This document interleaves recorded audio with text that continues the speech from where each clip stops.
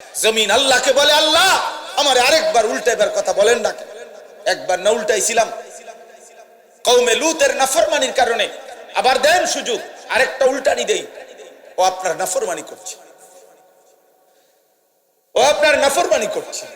ফেরেশতা যেন চিৎকার করে বলে, আল্লাহ আমি তো বিগত দিনে নাফরমান জাতি চিৎকার দিয়ে শেষ করে দিছি আপনার হুকুমে, আরেকবার হুকুম দেন। ওর কানের কাছে একটা চিৎকার দেয়, একটা আওয়াজে কান ফাইটা মরে যায়। একটা জাতি শেষ হয়ে গেছে। কওমে সালেহ, কওমে শুআইব, দুইজন নবীর জাতি, পুরা জাতি আল্লাহ শেষ করে দিছে ফেরেশতার বিকট চিৎকার দিয়ে। ফেরেশতা একটা চিৎকার দিছে, ঘুমন্ত জাতি ফজরের আগ মুহূর্তে সবাই কান ফাইটা, ছোট বড় একসাথে মরে গেছে, একসাথে মরে গেছে। ফাসবাহু ফি দারিহিম জাসিমিন, ফাসবাহু ফি দিয়ারিহিম জাসিমিন। আল্লাহ বলে, উপর হইয়া ভোরবেলা সবগুলো মানুষ, ঘুমন্ত মানুষগুলো শেষ হয়ে গেছে, শেষ হয়ে গেছে। এজন্য দোস্ত, এটা উচিত হায়াতের কদর করা চাই, জিন্দেগির কদর করা চাই। আল্লাহ তাআলার দেওয়া এই নিয়ামত সময়ের চাইতে বড় কি নিয়ামত হইতে পারে? কি পরিমাণ নিয়ামত এটা! একটা একটা মিনিট, একটা একটা সেকেন্ড আল্লাহর দান। অনাদরে অবহেলায় আমরা কত সময় নষ্ট করি। বয়স্ক মুরব্বীরা শেষ বয়স হায়াত পাইছে, তা আপনি তো আরেকটু সময় আল্লাহর ইবাদতের সুযোগ পাইছেন না। শেষ বয়সে জি ফুট যদি টাকা পয়সার একটা ব্যবস্থা হয়ে যায়, মেয়ে বিয়ে দিয়ে ফেলতে পারে, ছেলেগুলা টাকা পয়সা রোজগার করে, এখন আর উনি বাজার করতে হয় না, ব্যবসা করতে হয় না, দোয়ানদারি করতে হয় না, বাজার কিচ্ছু করতে হয় না। উনি এইবার আমরা মনে করছে আমার কাজ শেষ, শুধু শুধু চা দোকানে বেহুদা আড্ডায় বিড়ি সিগারেট পান সুপারি, এরপরে দিয়ে আপনার গল্প কিচ্ছা কাহিনী বেহুদা কথা, এ অসংখ্য বুড়া মিয়া হায়াতের 10টা বছর 15 বছর শেষ বয়সটা এভাবে নষ্ট, এভাবে নষ্ট। কোনো কাম নাই, কোনো কাজ নাই, কোনো কাজ। আমি একদিন একজন জিজ্ঞাসা, চাচা আপনি কি করেন এখন? আল্লাহর রহমতে তারা দুইজন বিদেশ। আবার জিজ্ঞাসি, আমনে কি করেন? উনি বুঝাইলো আমারে, ওনার 2 ফুট বিদেশ। কি বুঝছেন? মানে অর্থাৎ আমার আর এখন আপাতত কোনো কাজ নাই, আমি তো আল্লাহর রহমতে লাইন করে দিছি, 2টা ফুট বিদেশ পাঠাইছি, তারা এখন টাকা পাঠায়, আমি ভাত খাই 3 বেলা, আপেল খাই 1 বেলা, মালটা খাই, চা খাই, বম খাই, বিড়ি খাই, গপ মারি, জীবনের সারাক্ষণ বসা বসা এই ছবি তোলা, এটা একটা ছাগলামি ছাড়া আর কিছু না। এক ধরনের ছাগলামি এটা। সারাক্ষণই যার কাছে এই মোবাইল নিয়েই ব্যস্ত থাকা, এটাই জিন্দেগি মনে হয়। এটা খুব আহামরি সুন্দর কিছু না, বরং প্রত্যেক প্রযুক্তি, আধুনিকতা,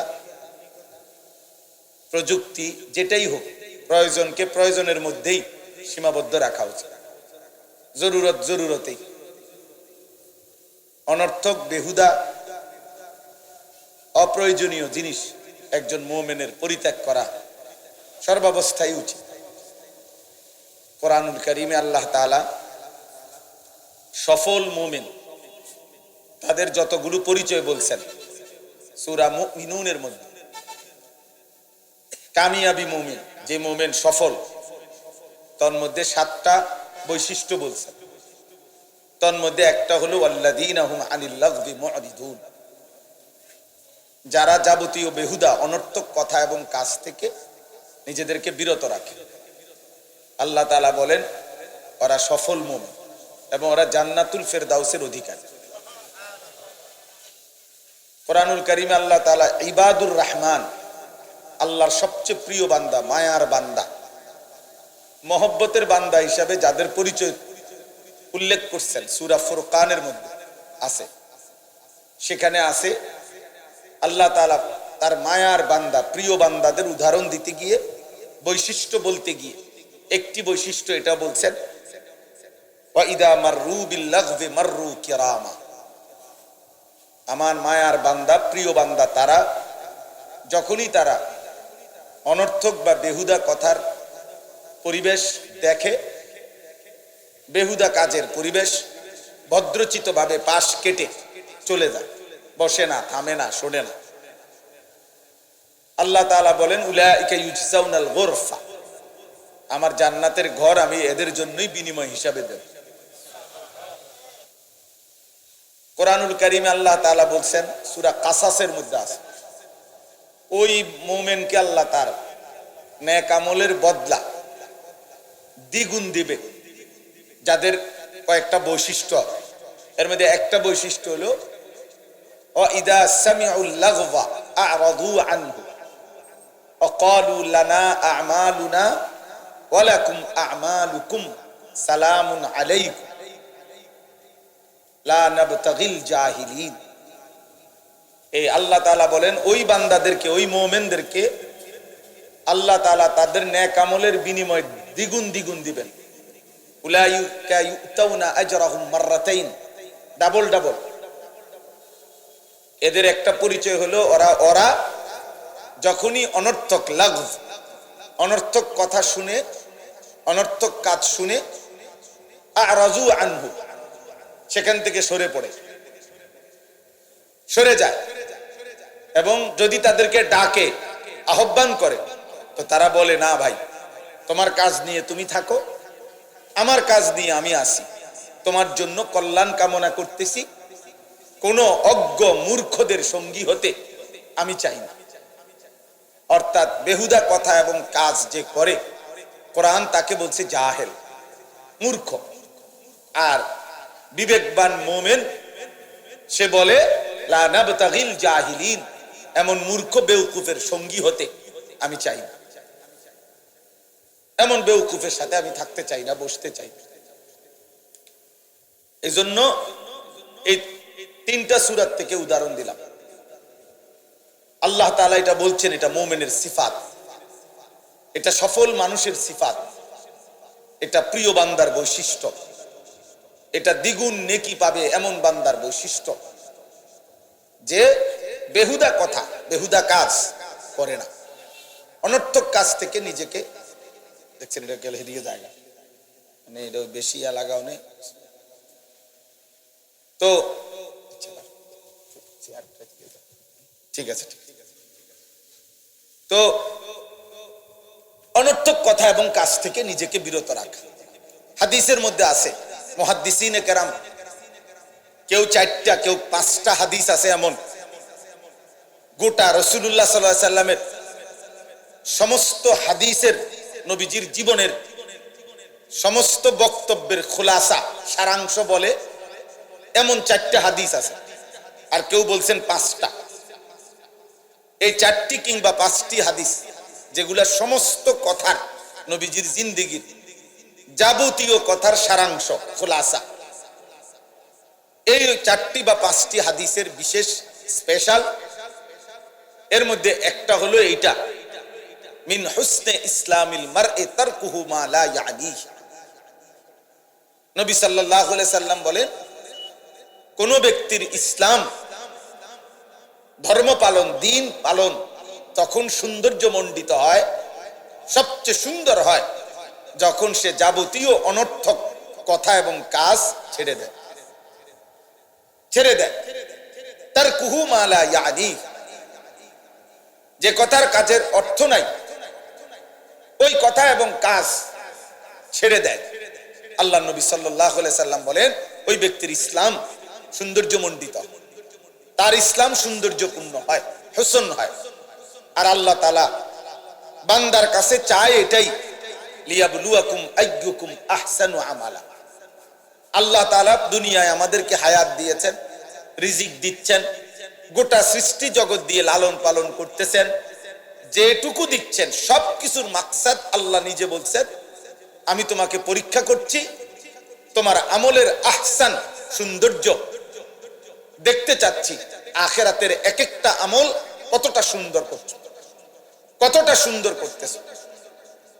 কাজে দোস্ত আমার, বন্ধু আমার, শুধু মোবাইল না, জিন্দেগীর সব ক্ষেত্রেই নিজে চিন্তা করা, 1 মিনিট হইলো ভাবা, আমি আসলে এটা কেন করছি, এর ফায়দা কি, এর দ্বারা লাভ কি, দুনিয়াবি প্রয়োজন কি, আখিরাতের বৈধ দুনিয়াবি বৈধ প্রয়োজন কি এটা, আর আখিরাতের প্রয়োজন কমপক্ষে এতটুকু খেয়াল রাখ। দুনিয়াবি যদি বৈধ হালাল প্রয়োজন হয় তো ঠিক আছে, তাহলে ঠিক আছে, আর আখিরাতের প্রয়োজন হলে তাহলেও ঠিক আছে।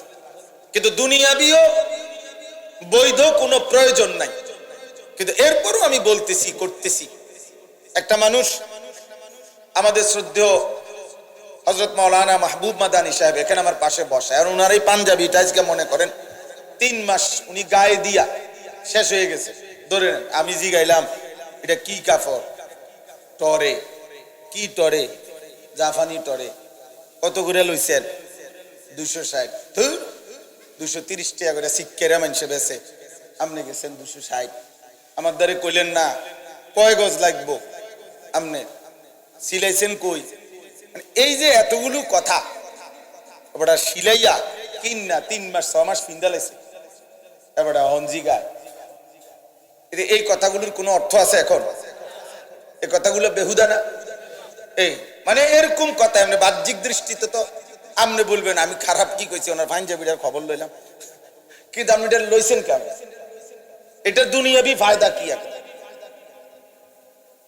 তাহলে এই জন্য বললাম যেই কাজের দুনিয়াবি বৈধ কোনো উপকারিতাই না আসে ওইটাও ত্যাগ করে, এটাও লাগবের অন্তর্ভুক্ত। তাফসীরের মধ্যে আছে কি কি জিনিস বেহুদা। 1 নাম্বার কুফর, সমস্ত কুফুরি কথা এবং কাজ লাগব, বেহুদা কাজ কথা। 2 নাম্বার শিরক, সমস্ত শিরকি কথা এবং কাজ লাগব, বেহুদা। 3 নাম্বার হচ্ছে কবিরা, সমস্ত কবিরা গুনাহ লাগব, বেহুদা কাজ। 4 নাম্বার হলো বিদআত, সমস্ত বিদআত কাজ লাগব, বেহুদা। 5 নাম্বার হলো সগীরা, সমস্ত সগীরা গুনাহ, বেহুদা কাজ। 6 নাম্বার হলো রুসুমাত, সামাজিক কুপ্রথা, এগুলা লাগব। 7 নাম্বার হলো মালার ফায়দাতা ফিদ দুনিয়া ওয়াল আখিরা, যেই কাজ এবং যেই কথার দুনিয়াতে আখিরাতে কোনো জায়গায় বৈধ কোনো উপকারিতা নাই, এমনি কওনারি এমনি বলা আর কি।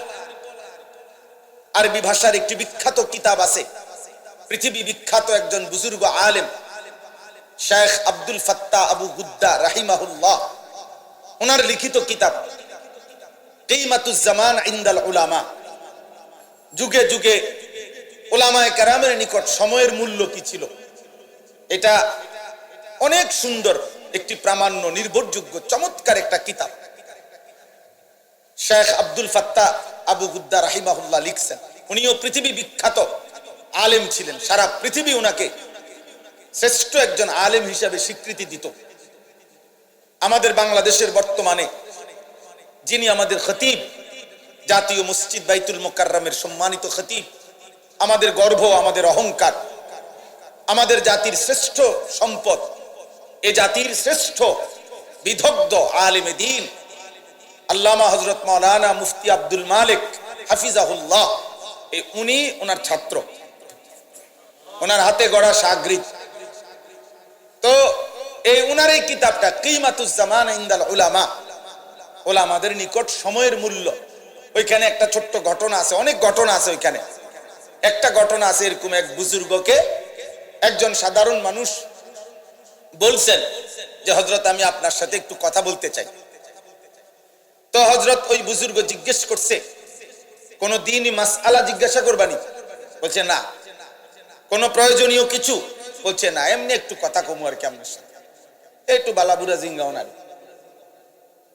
তখন তিনি আপনার বললেন তাহলে তুমি দয়া করে যেটুকু সময় আমার সাথে কথা বলতে চাও ওইটুকু সময়ের সূর্য আলো, সূর্যটাকে থামায় রাখো, ওই পরিমাণ টাইম সূর্যকে থামায় দাও, এরপরে তুমি আমার সাথে কথা বলো। আর যদি বলো এটা পারবা না, তাইলে আমার সময়ের 10 মিনিট 5 মিনিট বেহুদা নষ্ট করার অধিকার আমি তোমাকে দিতে পারি না। যে 10 মিনিট কথা বলবা এটা তো তোমারও 10 মিনিট, আমারও 10 মিনিট। তোমার সময়ের কদর না থাকতে পারে, আমার সময় তুমি নষ্ট করবা কেন? আমার সময় তুমি নষ্ট করবা কেন? এই জন্য ভাইয়া এটা জরুরি বিষয়। এই পৃথিবীতে সময়কে ধারণ করে দুনিয়ার লাইনও মানুষ দুনিয়াবি ও অর্থ সম্পদ প্রভাব প্রতিপত্তি দুনিয়াবি যারা অর্জন করছে তারাও সময়কে ধারণ করে, অর্থাৎ সময়ের যথোপযুক্ত কদর করে রাত্র দিন তার দুনিয়ার হালাল হারাম পরে, মানে সে যেটা চাইছে দুনিয়া ওইটাকেও সে রাত্র দিন একাকার করে মেহনত করছে, বিনিময়ে দুনিয়া পাইছে। ঠিক তেমনি ভাবে সময়কে কদর করিলে যথাযথভাবে শরঈ ভাবে, তাহলে সে আখিরাতেও জান্নাত মিলবে, জান্নাত মিলবে। ইন্নাস সালাতা কানাত আলাল মুমিনিনা কিতাবাম মাওকুতা। আল্লাহ তাআলা বলেন নিশ্চয়ই নামাজ মুমিনদের উপরে ফরজ করা হয়েছে সময় হিসাব করে, সময়কে সামনে রেখে। ওয়াক্ত না হলে নামাজ ফরজ হয় না। নামাজের জন্য ওয়াক্ত হওয়া এটা একটা কি নামাজের ফরজ। নামাজের বাহিরে যেই ফরজগুলো, শরীর পাক, কাপড় পাক, নামাজের জায়গা পাক, এখানে একটা কি আছে? ওয়াক্ত হওয়া, সময় হওয়া, সময় হওয়া। অতএব আমি শুরুতে প্রসঙ্গক্রমে এটা বললাম, এই আয়সা বসলাম, কয়েকজনে মানে অনবরত ছবি তুলতেছেন। কি ছবি তোলেন, কার ছবি তোলেন, কেন তোলেন, কি তুলতে চাচ্ছেন, কোনো কেউ বলতে পারবে না, ও নিজেও কইতে পারবে না কেন উঠাইব, কারে দেখাইব। আচ্ছা আমার ছবিটা কারে দেখাইব নতুন করে? হেইতে কব আমার মোবাইলে তোমার তে বেশি আছে। আপনি যারে দেখাইবেন বলে যে এই হুজুরে দেখছি, হেইতে কব আপনার আগামীটা দেখছি, কত দেখছি এই হুজুরে পথে ঘাটে আড়ে ওড়ে। তাইলে এটা আপনি কি দেখাইবেন? এটা অনর্থক কাজ কিনা বলেন না কেন? বেহুদা, বেহুদা। আল্লাহ তাআলা আমাদেরকে বুঝার তৌফিক দান করেন। সময়ের কদর করা চাই, সময়ের কদর করা চাই। কোরআনুল কারীমের মধ্যে আল্লাহ তাআলা সময়ের আলাদা কসম করেছেন। ওয়াল ফজর, আল্লাহ তাআলা কসম করছেন ফজরের ওয়াক্ত। ওয়াল আসর, আল্লাহ কসম করেছেন আসরের ওয়াক্ত। আল্লাহ তাআলা কসম করেছেন ওয়াল লাইলি ইযা ইয়াগশা, রাত্রি যখন গভীর হয়, রাত্রির কসম। অদ্দুহা, সকাল বেলার যখন সূর্য পূর্ণ আলোকিত হয়ে পুরো আকাশ আলোকিত করে, চাষতের ওয়াক্ত, আল্লাহ ওই সময়ের কসম করেছেন। এভাবে জায়গায় জায়গায় ওয়াল্লাইলি ইযা আসফার ওয়াসুবহি ইযা তানাফফাস, এইভাবে আল্লাহ তাআলা সময়ের, সকালের, সন্ধ্যার কসম কসম করে করে আল্লাহ তাআলা সময়ের গুরুত্ব তুলে ধরেছেন। কখনো ফজরের কসম করছেন, কখনো আসরের কসম করছেন, কখনো গভীর রাতের কসম করেছেন, কখনো আলোর কসম করেছেন। এভাবে বারবার কসম করেছেন আল্লাহ তাআলা। আল্লাহ তাআলা নিজে বলছেন আহুয়াল্লাযী জাআলাল লাইলা ওয়ান নাহারা খিলফাতান লিমান আরাদা আন ইয়াযাক্কারা আও আরাদা শুকুরা। আল্লাহ তাআলা বলেন আল্লাহই প্রতিদিন পর্যায়ক্রমে রাত্র বানায়, দিন বানায়। কেন? আল্লাহ বলে রাত বানাই, দিন বানাই, সময়ের এই পরিবর্তন করি আমার যে বান্দারা আমার জিকির করতে চায় তাদের জন্য, আমার যে বান্দারা আমার শুকর আদায় করতে চায় তাদের জন্য। এজন্য রাত্রি আসে মুমিনের ইবাদতের জন্য, দিন আসে মুমিনের ইবাদতের জন্য। আল্লাহর বান্দা, ইমানদার বান্দার তার দুনিয়ার আখিরাতের প্রয়োজন সঠিকভাবে পূরণের জন্য আল্লাহ তাআলা এই সময়ের অবস্থা পরিবর্তন করে, রাত্র আনে, দিন আনে। এজন্য কোনো পাপী, কোনো ফাসিক, কোনো নাফরমান, কোনো বেঈমান, কোনো মুশরিক, কোনো মুরতাদ, কোনো নাস্তিক, কোনো হারামখোর, কোনো পাপীর জন্য খোদার কসম, বাস্তব কথা এটা, ওদের জন্য রাত আসে না, ওদের জন্য দিন আসে না। সূর্য ডুবে মুমিনের জন্য, চাঁদ উঠে মুমিনের জন্য। সূর্য উঠে মুমিনের জন্য, চাঁদ ডুবে মুমিনের জন্য।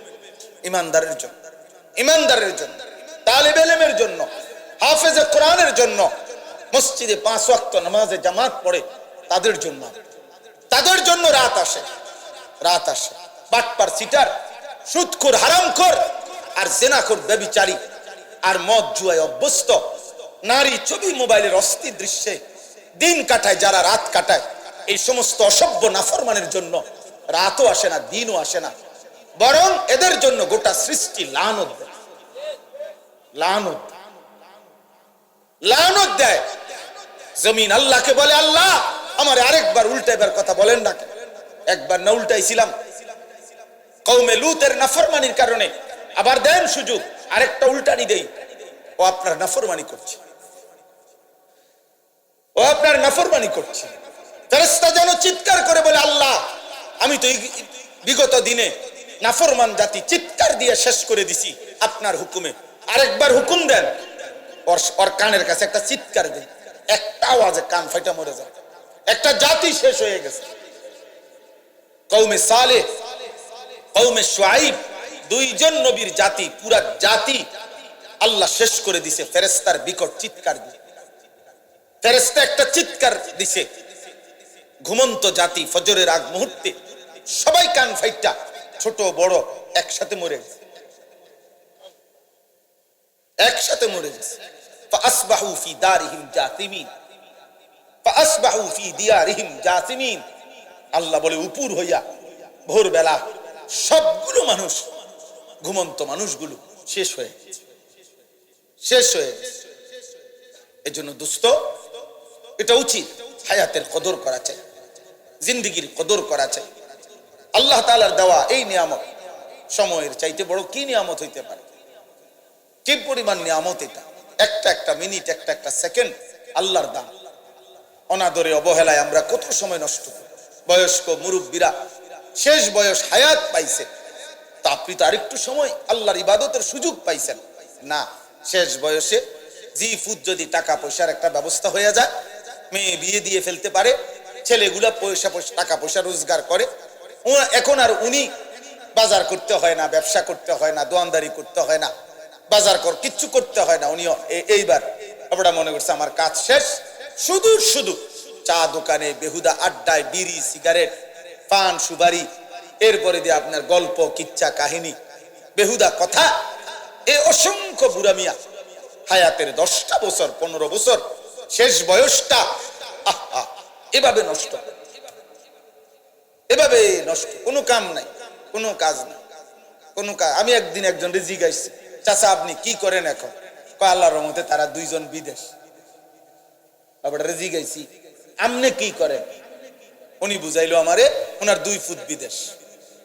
কি বুঝছেন? মানে অর্থাৎ আমার আর এখন আপাতত কোনো কাজ নাই, আমি তো আল্লাহর রহমতে লাইন করে দিছি, 2টা ফুট বিদেশ পাঠাইছি, তারা এখন টাকা পাঠায়, আমি ভাত খাই 3 বেলা, আপেল খাই 1 বেলা, মালটা খাই, চা খাই, বম খাই, বিড়ি খাই, গপ মারি, হ্যাঁ শেষ।